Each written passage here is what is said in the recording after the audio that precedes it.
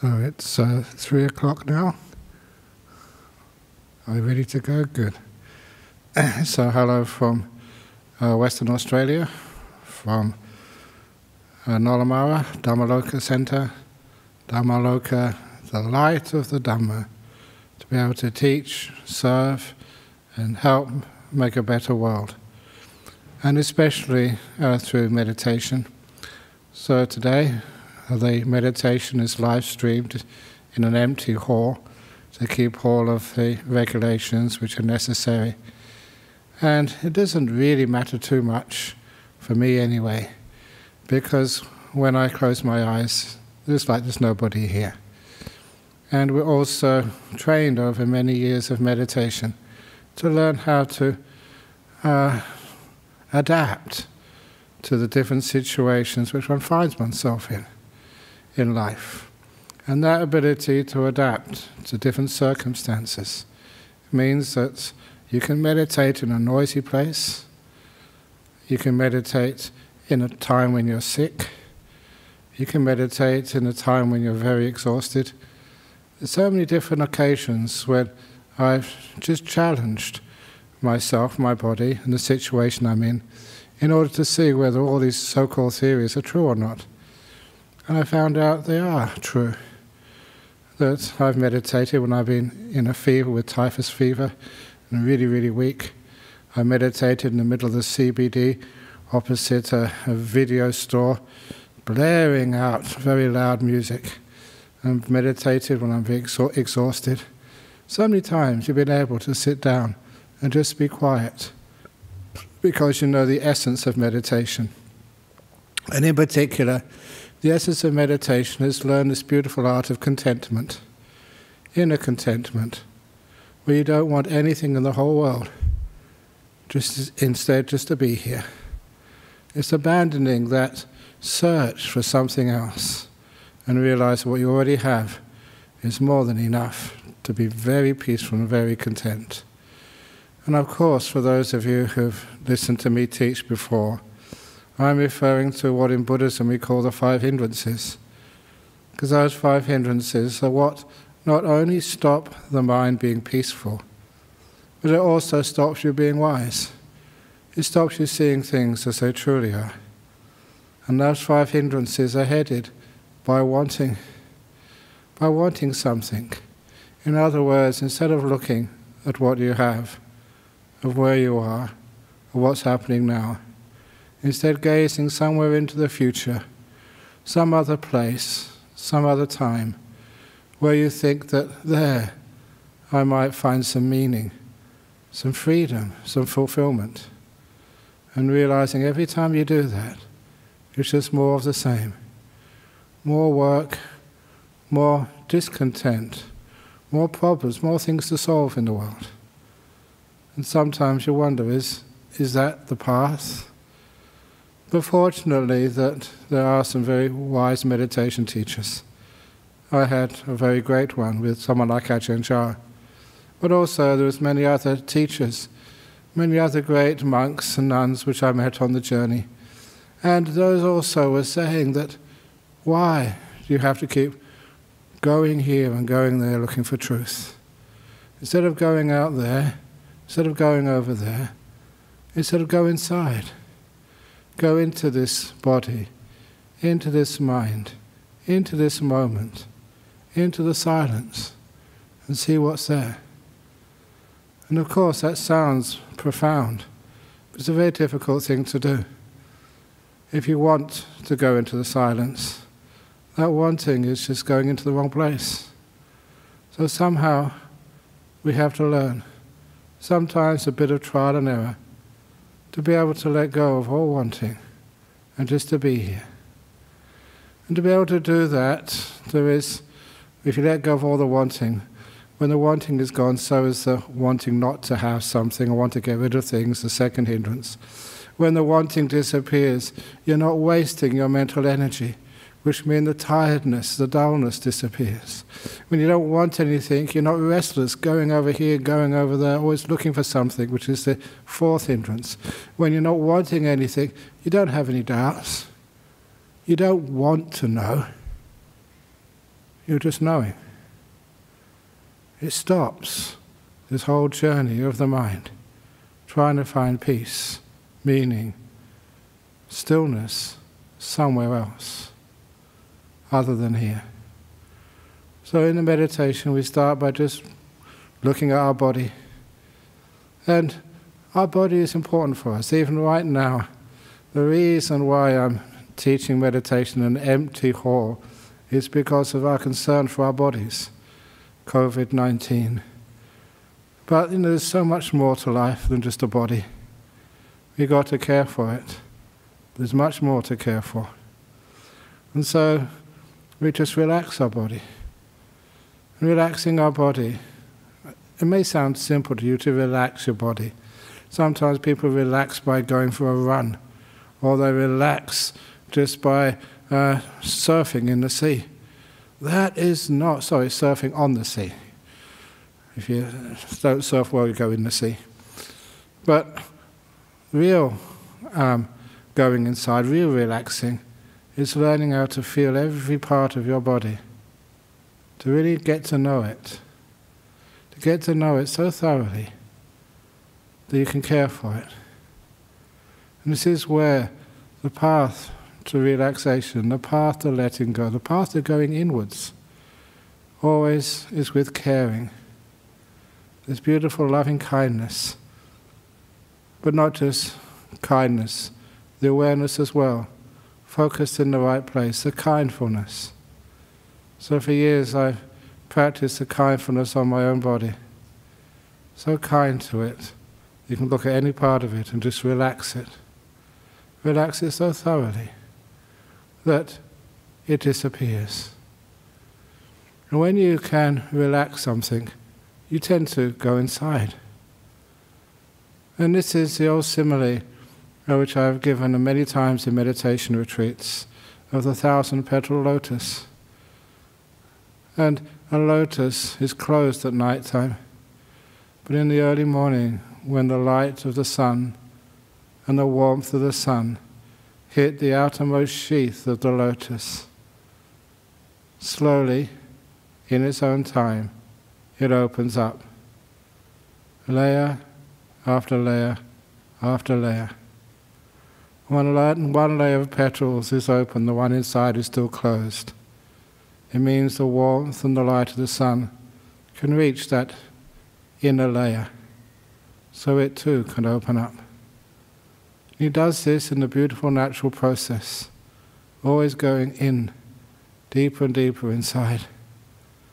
And you can see that when that lotus starts to open up, what you're doing is avoiding the five hindrances. If you want something, your lotus closes.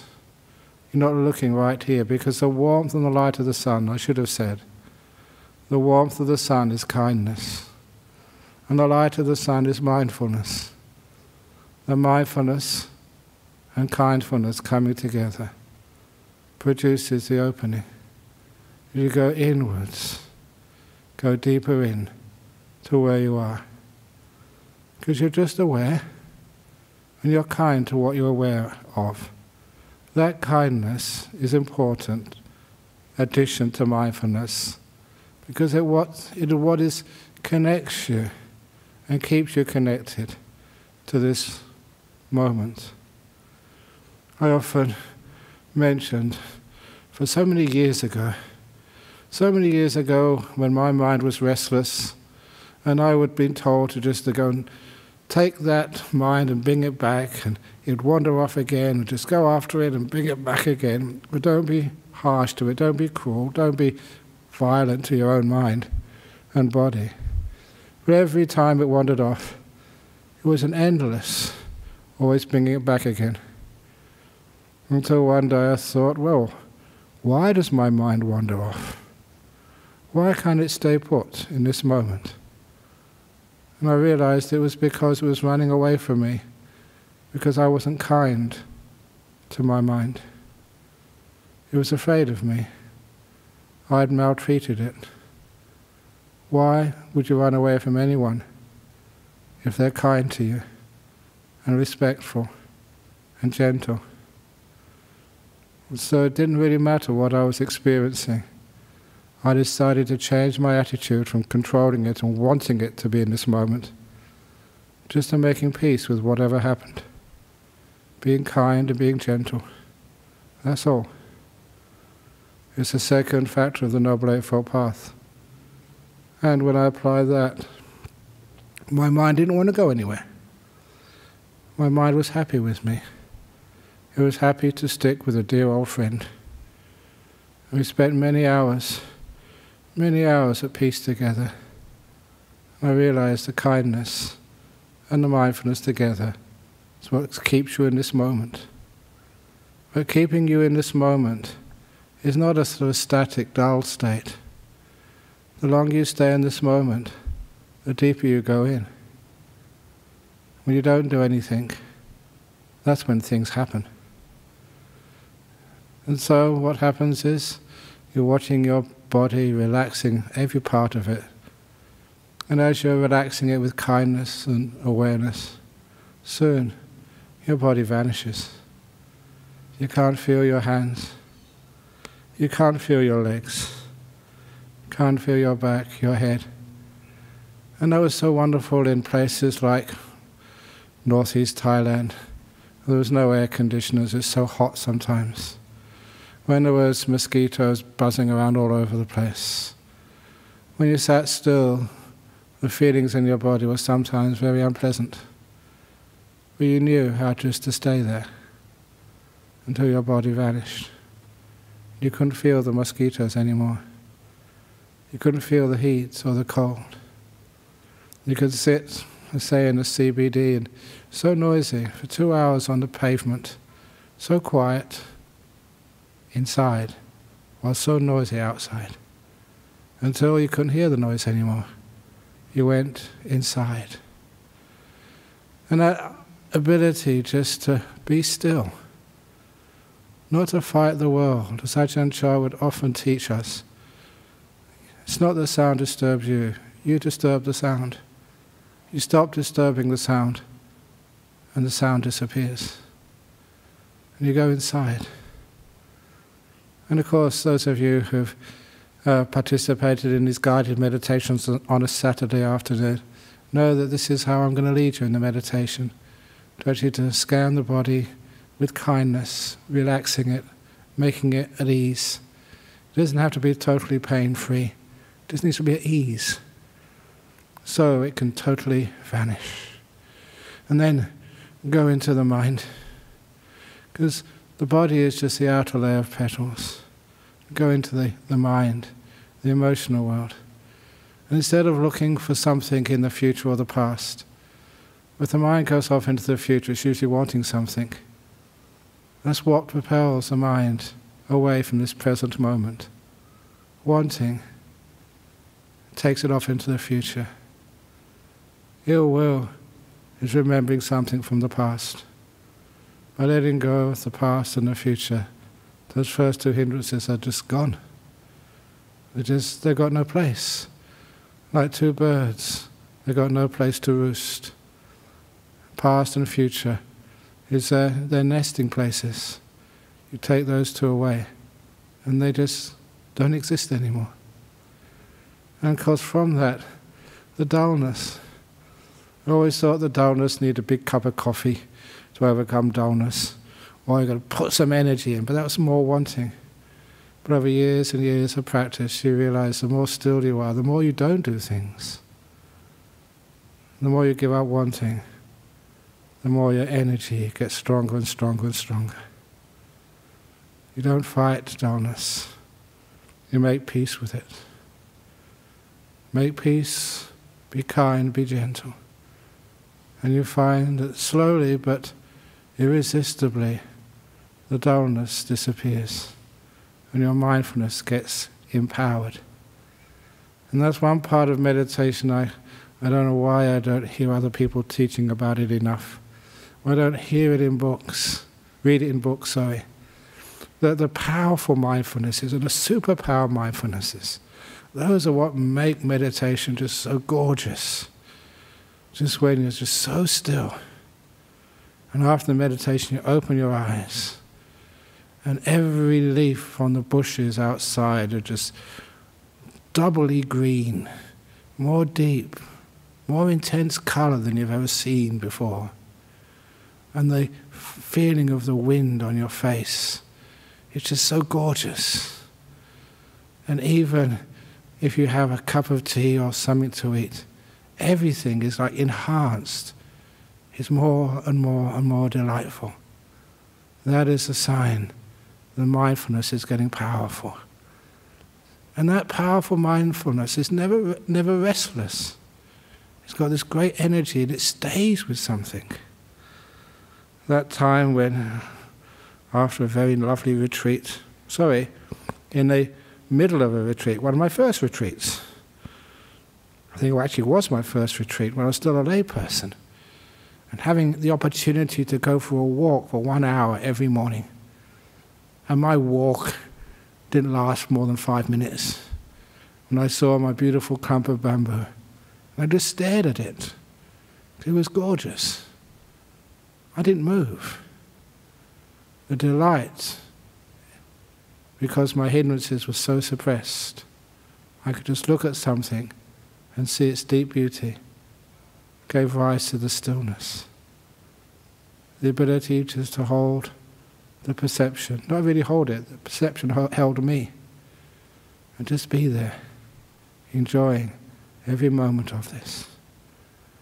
That's where the restlessness disappears. And of course the doubt is working. There's something inside of you, even if you're not much experienced in meditation, you can feel that this is real, this is authentic, that something magical is happening. Call it magical, just mean it's something which is unusual. You're peaceful, you're still, you're happy, you have some power. It's not coming from you. You're disappearing, you're vanishing. All the doing is stopping, and instead there's nothing. And that is just so powerful. And of course, you go into the center of the present moment, time vanishes, and these words, they vanish too. All of the descriptions. The descriptions are just so imperfect to describe what you're experiencing. The words just don't catch it. You know, every now and again, I used to read poetry when I was a student. And sometimes the poets could capture reality, at least get close to it. But that was a great poet. And in all of the things which they wrote, there's only a few passages which really inspired and brought tears to my eyes, because they'd captured something real. But words are just so hard to capture reality. So that's why we go into the silent mind. And the silent mind, then the body really starts to vanish.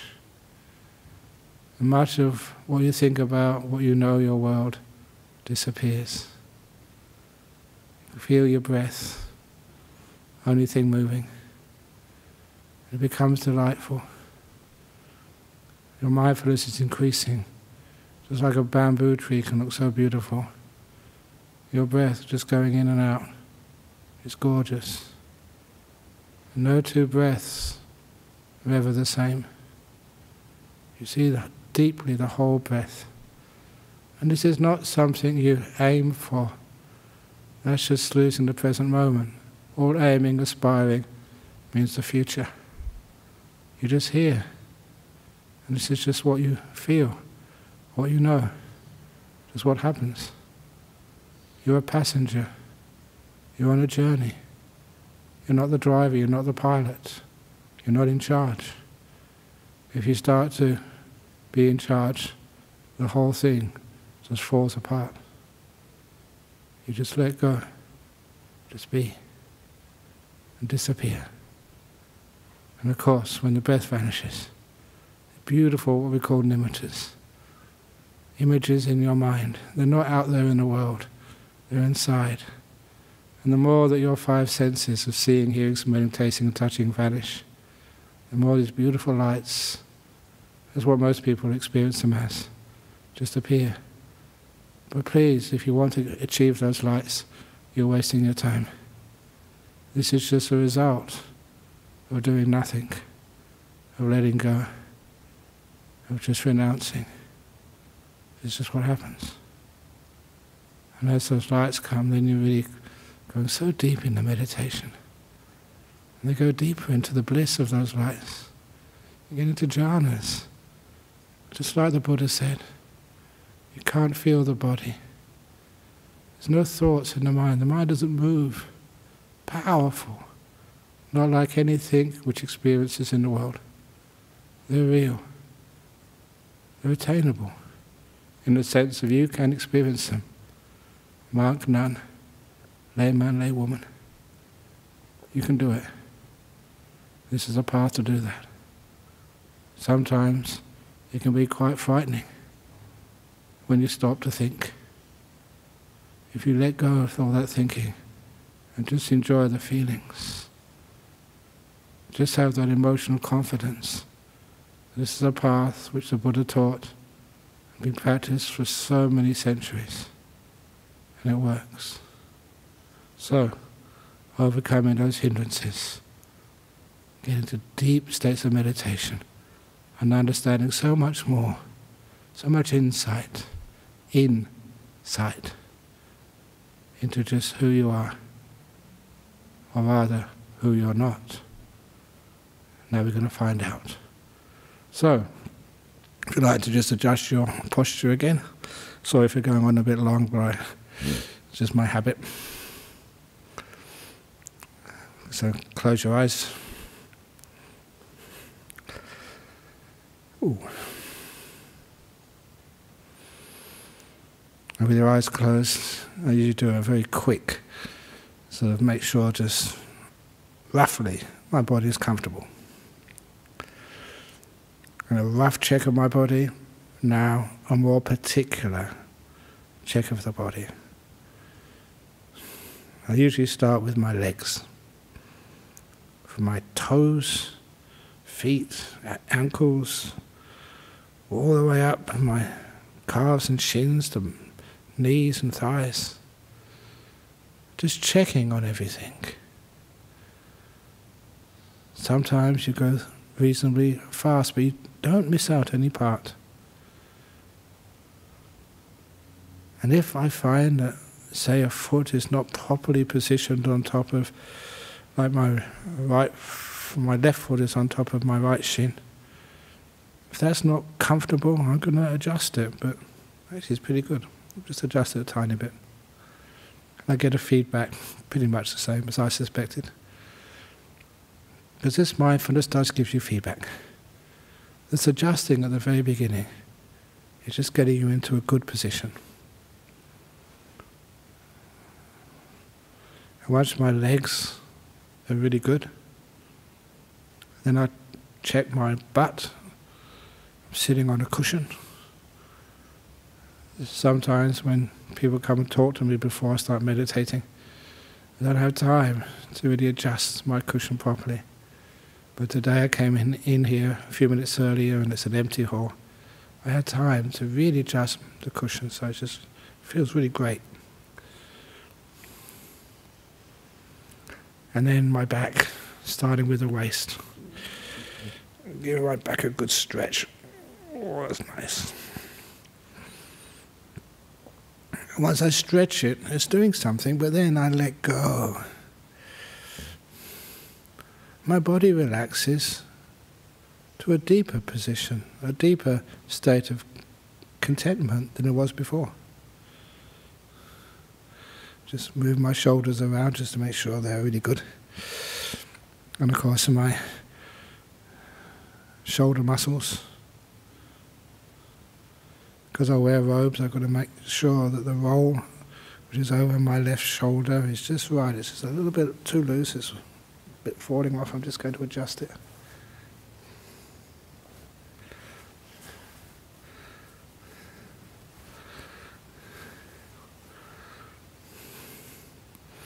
Yeah, that's great. And then just listen. I like to be aware of a few parts of my body which, if I don't really pay them enough attention, they get tight and cause me aches and pains. And those shoulders are one part of me which I learn to feel thoroughly. Really get to know my shoulders. My left shoulder is a little bit tighter than my right shoulder. So I did a few movements. Now I just use the mind. The mind to see if I can relax those muscles in my shoulders. Sometimes I do visualizations, sometimes I do suggestions. I try so many things until you find what works for you. Because when your awareness is on your shoulders, you can feel when they tighten up, you can feel when they get loose. You can know when they become so comfortable. They're really, really, really relaxed.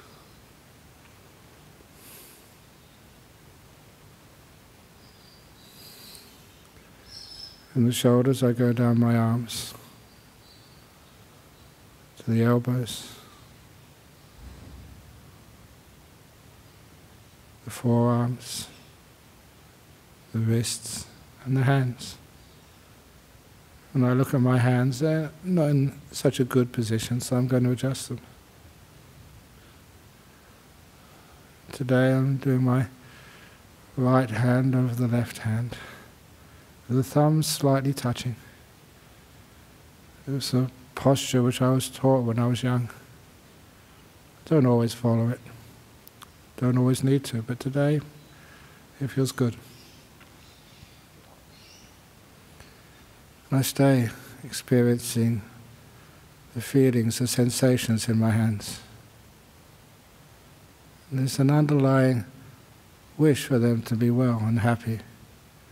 Just like if ever I visit someone who is sick, I wish them happiness and well-being, a little smile, maybe a Buddhist chant for them, if they want it, if that's what they would relate to, for them to be at peace and happy.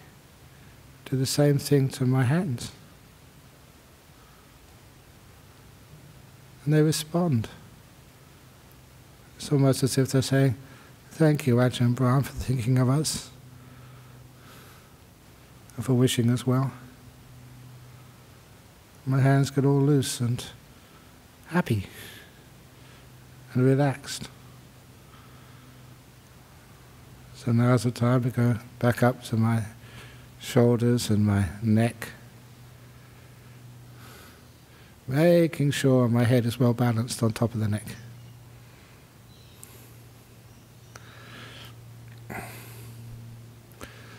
And then making sure I give a bit of attention to my throat. There's always something flowering this time of year, always something giving some sort of allergy or just only a slight irritation, but I can feel that little irritation in my throat. I care for it. I don't try and get rid of it. I don't cure it, I care for it. Such a powerful little insight. If you try and cure, that's ill will. If he's caring for it, it's in this moment. And the caring works. Curing is a small problem.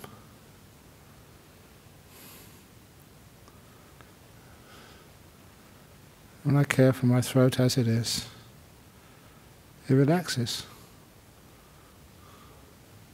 I don't do this in order to relax my throat. I do this and the throat responds.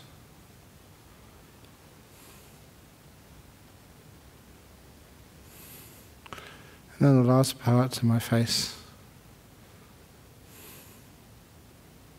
You can be aware of all these years and I still haven't really got a good word for the feeling around my eyes and my mouth. I know exactly what it is. And I relax it, feeling those muscles. And through trial and error, knowing how to loosen the tension in the muscles around my eyes, and the tightness in the muscles around my mouth. Feeling them just go all soft. Leave a little smile. This one's a natural one.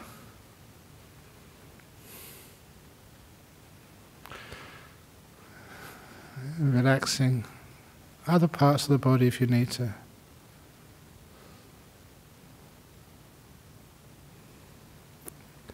Then I've gone through my whole body, from toes to head.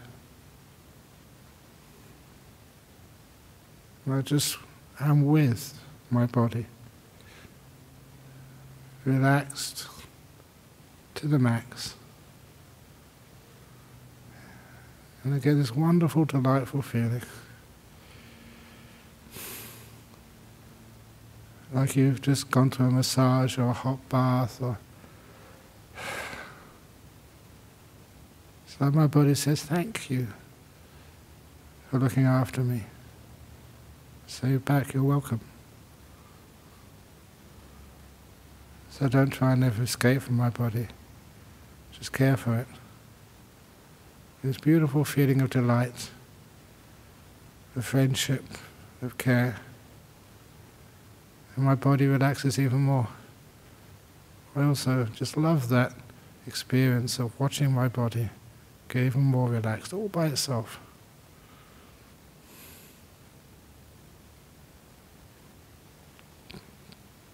Because my main meditation object is the delight of relaxation, of bodily ease.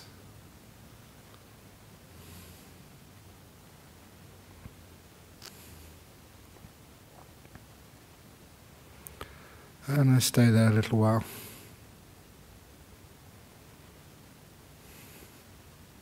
And it's time to go inwards. It does it by itself. Start to go inside. My body is not a problem anymore. I go inside to my peaceometer.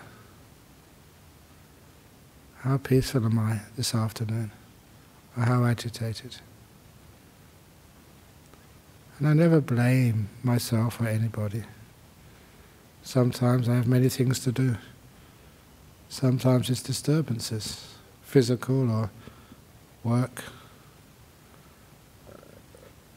I just know. And I also know that when I don't blame anybody or anything or myself, when I just look and care, the reading on my peaceometer goes down. I calm my mind.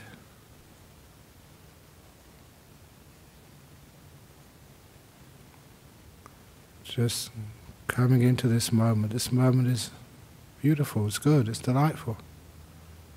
This is a little trick of gaining delight in relaxed body. It means you come into this moment quite naturally. You don't concentrate or focus on it, it just comes to you, it's where you are.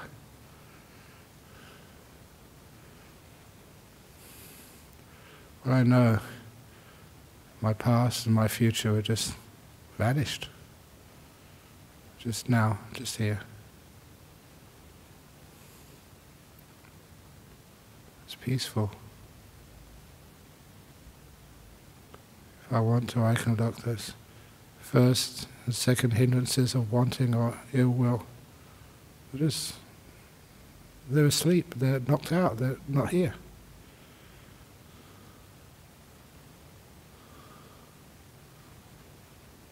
I just stay.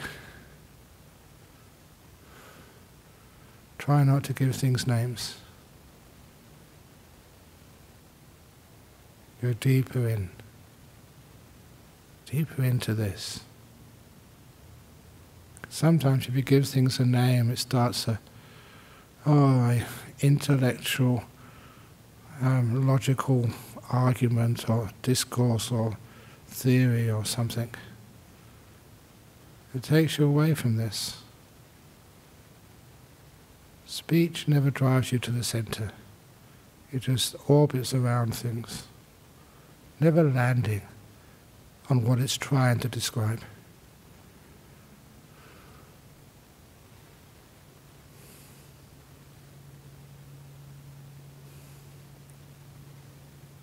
And the silent mind is peaceful. It's very attractive. So I never need to force myself onto it, rather to let it happen.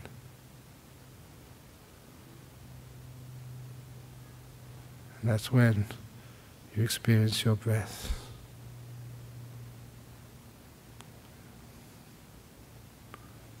Just noticing the breath as it comes in, noticing as it goes out. Not forced, not chosen, just happens. In the moment, silent, not wanting anything in the world, not trying to attain anything or get something, just trying to let go more and more.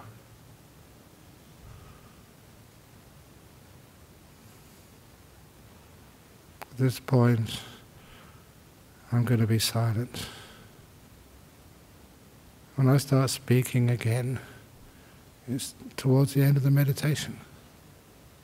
This is silence for your happiness and peace.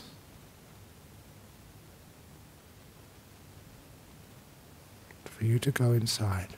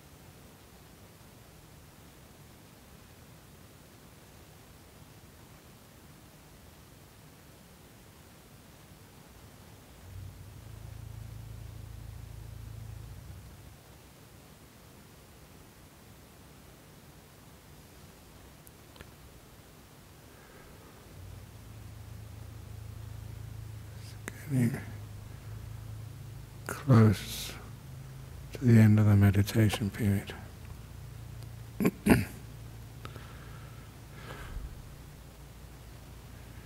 How do you feel inside? Those hindrances, how absent are they?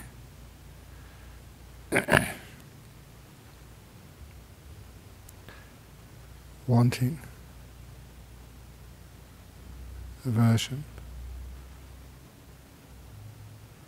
sloth and torpor, restlessness, worry, doubt.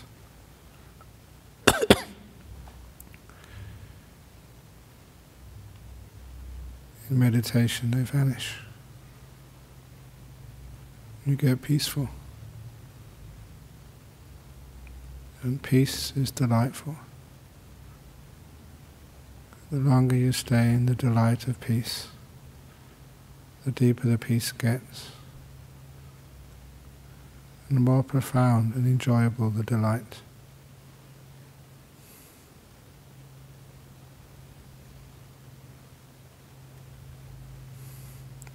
The more at ease is your body.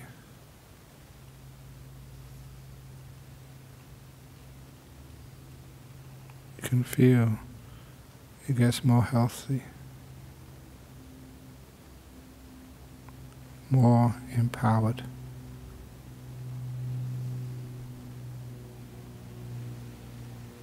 I'm now going to ring the gong 3 times to end the meditation. Please wait until the last bell rings and then open your eyes.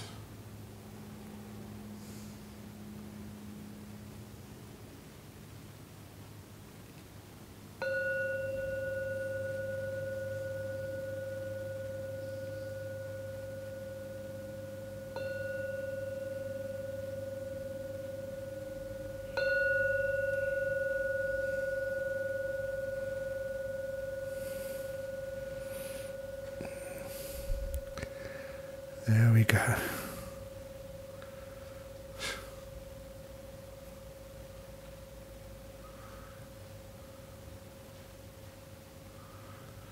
Well,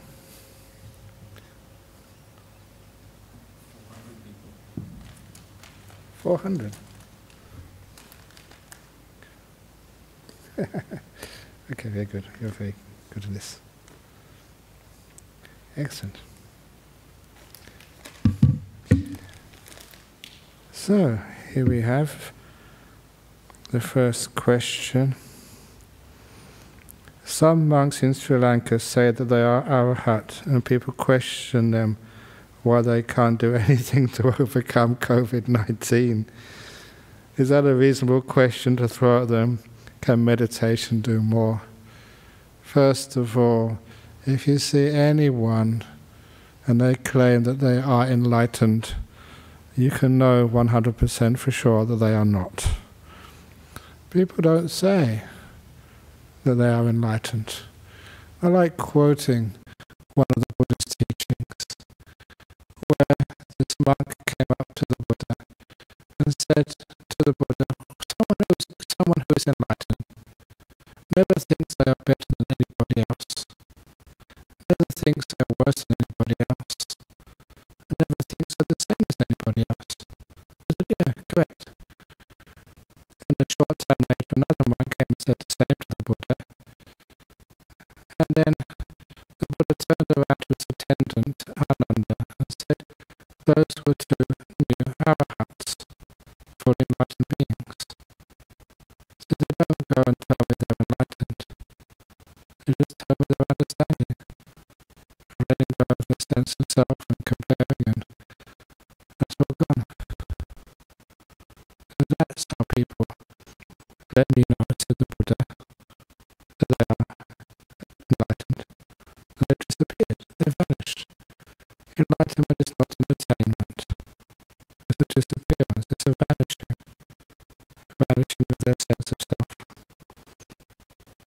And anyway, to overcome COVID-19, do we really want lose this opportunity of not controlling things, but learning to be at peace with things. There's so much in life that we will think we don't want. We want something else. But of course you cannot get what you want in this life. Sickness is part of nature.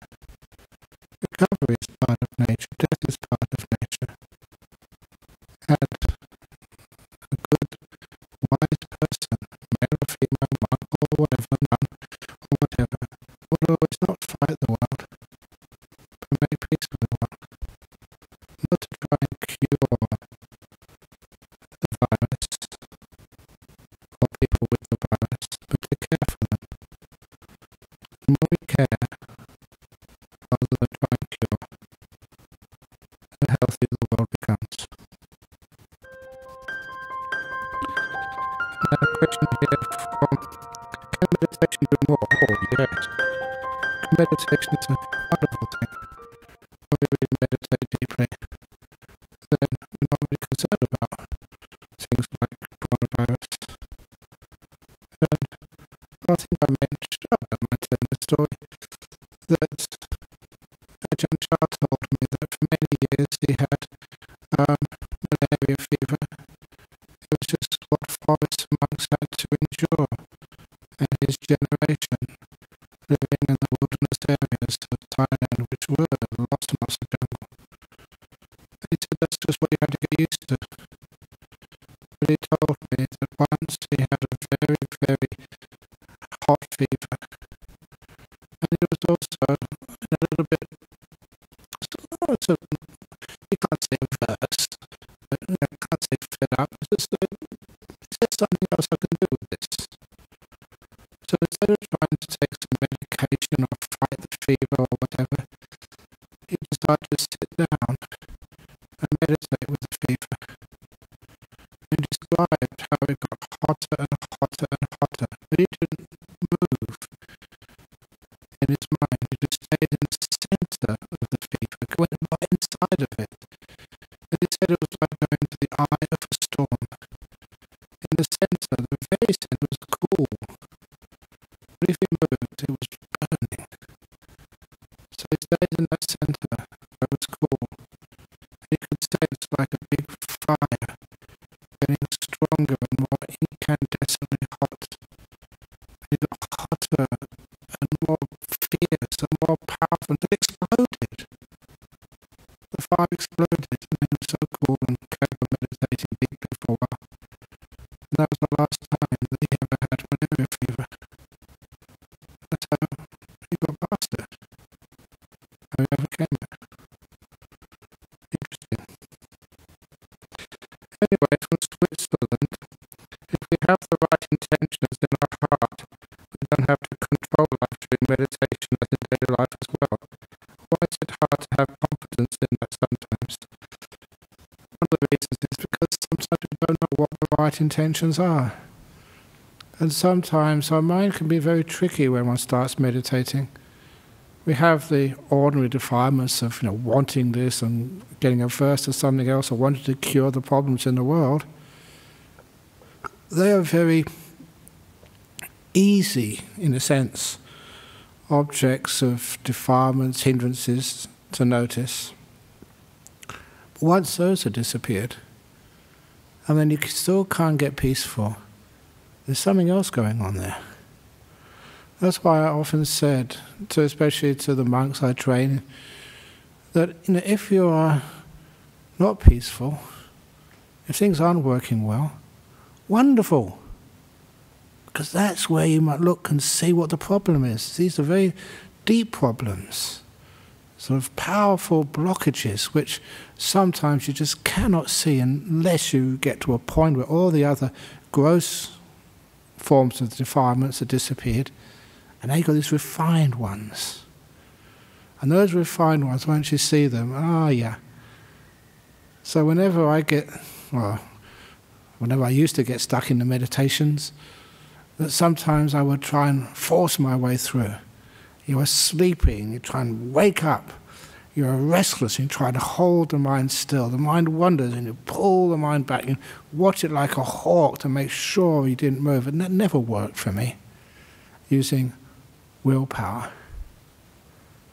So I decided to try the wisdom power. That worked. Why? What is the problem? So I just stopped and looked, rather than trying to judge and force. I stopped and looked, and after a while you saw, got ya. There was a wanting there. There was something which I couldn't see, which was stopping me going deeper.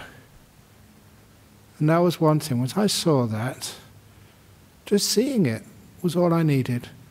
And then it vanished, and it just went into deep meditation.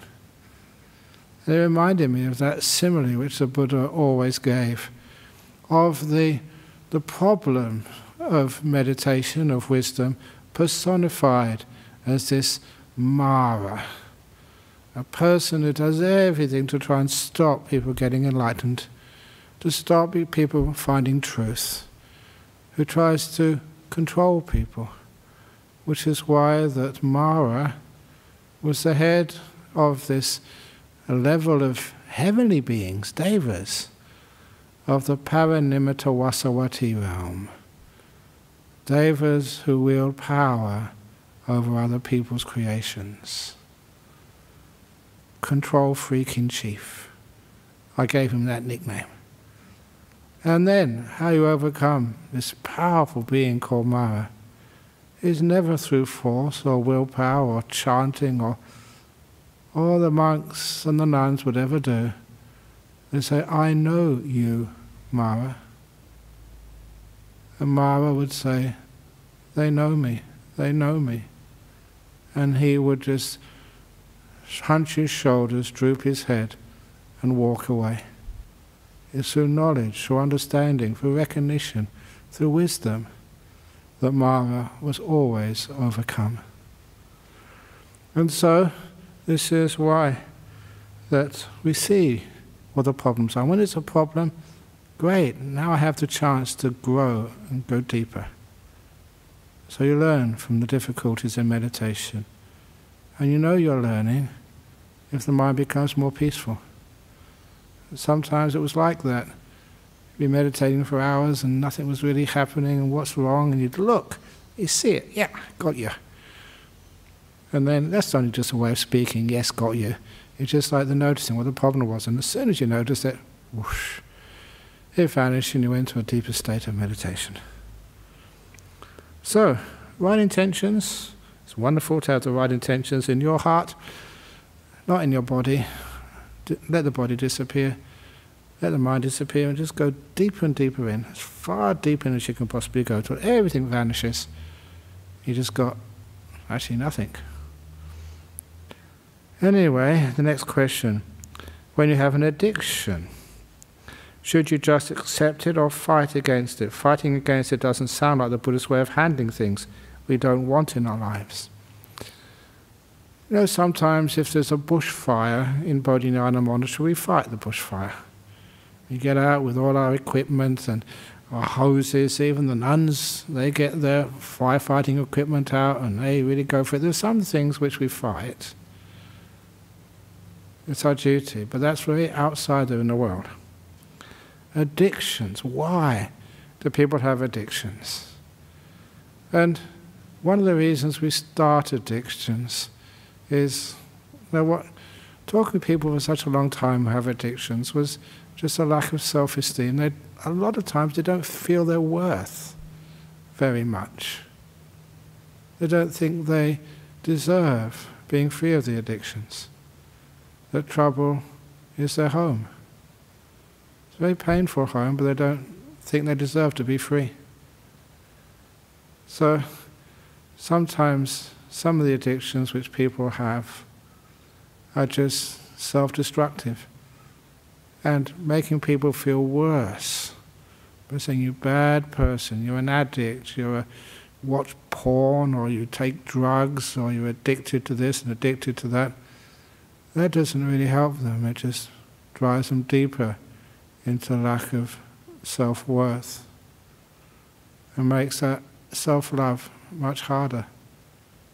So, to be able to give people esteem, to get them to know that they don't need to be perfect, the old story of taking them for a walk in the forest and asking them to find a perfect tree, and to see that all the trees are bent and crooked, and the ones they like the most beautiful trees in the forest, are the damaged ones. And say, see, that's a beautiful tree there, it's all crooked and damaged by the storms of life, just like you. And then sometimes they really get that, and they realize why those addictions were there in the first place. They get to the root of it. And then sometimes, not always, but sometimes, the addiction is cut off.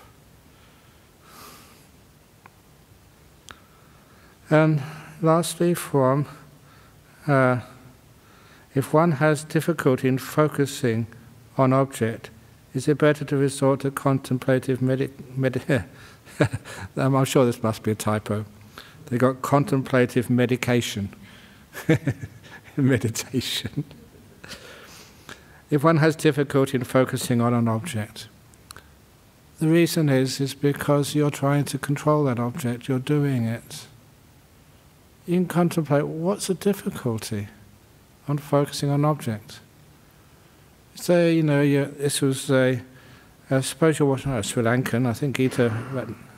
So if you are, she's a female, so if you were just, I was going to say, if you were a Sri Lankan man watching a cricket match, do you have difficulty focusing on that?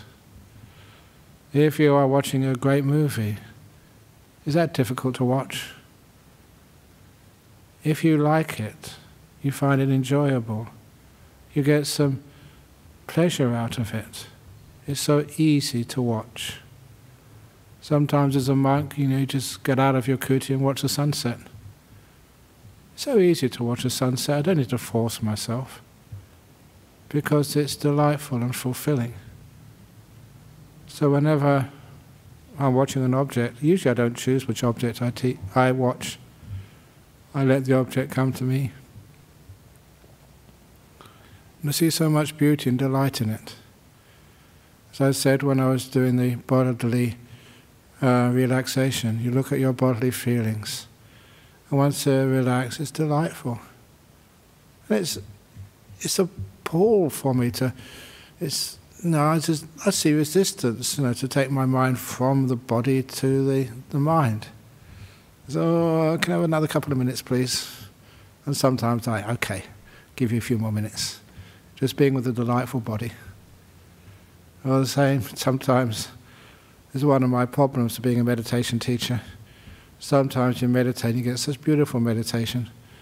You've got to come out again and sort of ring the bell and teach and answer questions.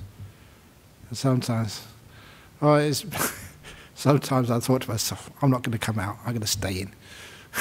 But no, I psych myself up out of kindness to make sure I come out at the right time, roughly, to be able to do my duties and services. It's not about me, it's about giving.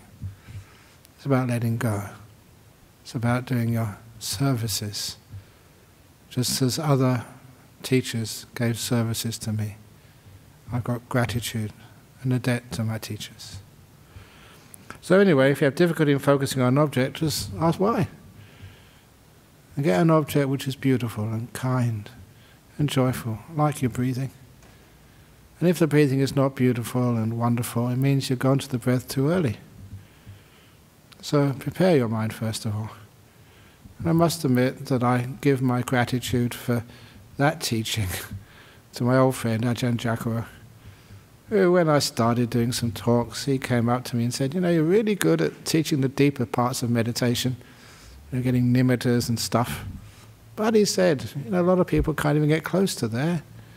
Can you spend more time just teaching us about the early stages of meditation? And they've just opened up this wonderful treasure chest of insights. Why is it that people can't just watch their breath? And it's because they go too soon onto it, and they use force, they use control, rather than spending more time just preparing the body and the mind before they watch the breath.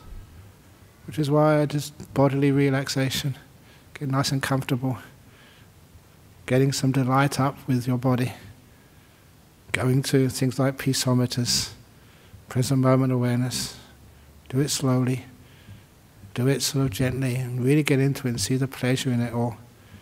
It is a present moment, it's a wonderful place to hang out. Sometimes I feel I'm being irresponsible, just being in this moment, but I think that's okay. And then just coming into the silent mind, not saying anything inside to yourself, just being quiet. And then, if you watch the breath from that point, you've done that preparation first of all, it's easy. Because your mind is ready to watch the object of the breath. So, contemplation, yeah, but all the insights are there. They're all being taught, written in books, taught by the Buddha. So, see if you can find out how to prepare the mind and the body. And don't choose objects. Let the objects come to you. Okay, that's it, I think. So again, thank you everybody for tuning in this afternoon. I'll be back again same time next week. If samsara lets me, you can never predict the future, but I'm pretty healthy and this place is pretty good, and so I can't see any other option. And I should also announce that in 2 weeks' time, we have our Wesak celebration here. And so, on 2 weeks' time, there'll be an extra event on Sunday the 3rd of May. And for Wesak celebration, it will still be really Buddhist. In other words, no one will be here. It'll be very peaceful and empty and silent. Just myself in the morning from 9 o'clock to 11 o'clock, giving some teachings, a little talk, meditation, and I forget what else I'm doing, from 9 to 11, some chanting as well on Wesak. 9 to 11, and then 11 o'clock I go off for my lunch. And then in the afternoon from 3 till 5:30. And from 3 till 4:30 I'll be joined by our senior bhikkhuni, nun, Ayahasapanya, so we can do a Q&A session. I mean, not just 4 questions, a long Q&A for an hour and a half. So very welcome to start thinking about some questions and sending them in for, I don't actually know where to, but I'm sure that you can find that out. Send them in for Sunday the 3rd of May. And in the meantime, I wish you all happiness and well-being for the next week and even longer. Sadhu, sadhu, sadhu.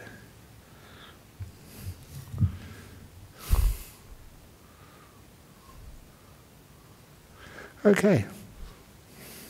The mic is off.